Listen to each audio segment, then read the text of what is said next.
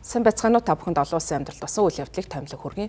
Өнгөрсөн өдрүүдэд Оросын албаны улсын ерөнхийлөгч Европтой байлдахад бэлэн гэдэг гэсэн үгийг бол хийсэн. За үүний дараагаас Европын орнуудад судалгаа хийж үзсэн байна. Европын орнуудын иргэдээс авсан судалгаанаас үзэхэд Оросын албаны улсын зүгээс цэргийн хүчээр халдсан тохиолдол тус улстай тулдаж чадахгүй гэдэг хариултыг Европын орны иргэдийн 3.2-оос илүү хувь нь ийм санал асуулгыг өгсөн байна. За энэ судалгааг La Grande Continente зориулан кластер нэртэй байгууллагын зүгээс Европын холбооны 9 гишүүн оронд хийсэн байна. За судалгаанд хамрагдсан 9500 хариулагчийн 69% нь Оросын төрөмгийллээс өөрийн газар нутгийг амжилттай хамгаалах чадвартай гэдэгтээ эргэлзэж байгаагаа илэрхийлсэн. Цэргийн хүчээр Оросын холбооны улстай тулдаж чадна гэдэгт хамгийн өндөр хувиар итгэж байгаа улс нь Франц улс болсон байна. За тус улсын судалгаанд оролцогчийн 44% нь Оросын холбооны улстай цэргийн хүчээр тулдаж чадна гэсэн боловч судалгаанд оролцогчдын дийлэнх буюу 51% нь Франц улс ийм чадвартай гэдэгт итгэхгүй байгаагаа мэдгдсэн. Харин цэргийн хүчээр Оросын холбооны улстай тулдаж чадна гэдэгт хамгийн бага итгэлтэй байгаа улс нь Бельги, Итали, Португал улс байгаа бөгөөд эдгээр улсын иргэдийн 85%-аас дээш хувь нь өөрсдийн улсынхаа батлан хамгаалах чадварт огт итгэхгүй байгаагаа мэдэгдэж байгаа. За газар зүйн байршлаас салгаалan улс орнуудад цэргийн хүчээр Оросын холбооны улстай тулдаж чадна гэдэгт итгэх итгэл ялгаатай байгааг судлаад хийсэн судлаачид онцолж байгаа. Цэргийн хүчээр Оросын холбооны улстай тулдсан тохиолдолд улс орныхон батлан хамгаалах чадварт бага итгэж байгаа улс орнууд нь газар зүйн хувьд Оросын холбооны улсаас аслагдмал хол оршиж байгаа. За Москватай шууд цэргийн мөргөлдөөнд орох магадлал багтай ийм улсууд байгаа юм байна. За тийм учраас геополитикийн орон зай алс хол байгаа байдал нь үндэсний бэлэн байдалд итгэх итгэл сул байгааг харуулж байгаа гэдгийг судалгаа хийсэн судлаачид хэлсэн байна.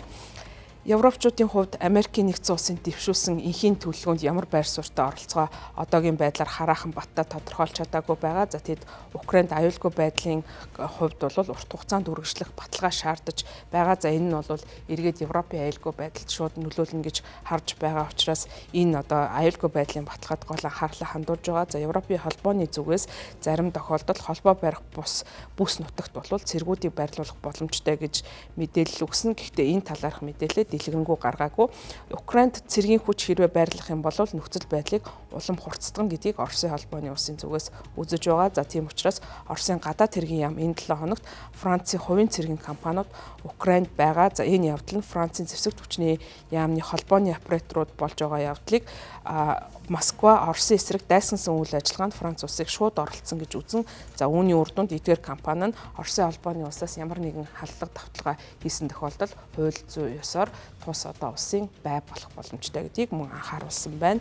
Франц, Хорват, Герман, Польш, Нидерланд, Испани, Португал, Итали, Бельгид явуулсан энэхүү санал асуулга нь Европын холбооны орнуудын батлан хамгаалах зардалд одоо хэдэн зуун тэрбум евро зарцуулахаар босон зэвсэглээ дахин одоо шинжлэх зэрэг томоохон хөтөлбөрүүдийг хэрэгжүүлж байгаа. За үүнтэй холбогдуулан иргэдийн санаа бодол үүнд ямар байр суурьтай байгааг тандах зорилгоор судалгаа хийсэн гэсэн хэдий ч Оросын холбооны улстай нүүр тулан байлдах тохиолдолд энэ байлдах чадвартай итгэлгүй байгаа нь Оросын холбооны улсын цэргийн чадвархаас айх эмээх байдал нэмэгдэж байгаа. За мөн Европын цэргийн чадварыг бэхжүүлэхээр эрмэлзэж байгаа улс орнууд болон Европын комиссаас гаргасан олон зуун мэдээлэл нь Европын хүн амын дийлэнх хэсэгт огт таалагдахгүй байгааг харуулж байгаа хэрэг болж байна. За цагнуулын зарим байгууллагуудын зүгээс Оросын холбооны улсын зүгээс НАТО-гийн 4-ийн 5 дугаар зүйл буюу хэрвээ аль нэгэн улс нь одоо халдлагад хүрсэн тохиолдолд тухайн одоо холбоо НАТО-гийн эвслийн бүх орнуудад халдсан гэж үзэн хамтын цэргийн хүчээр аюулын эсрэг бат цогсон гэсэн одоо энэхүү 4-ийн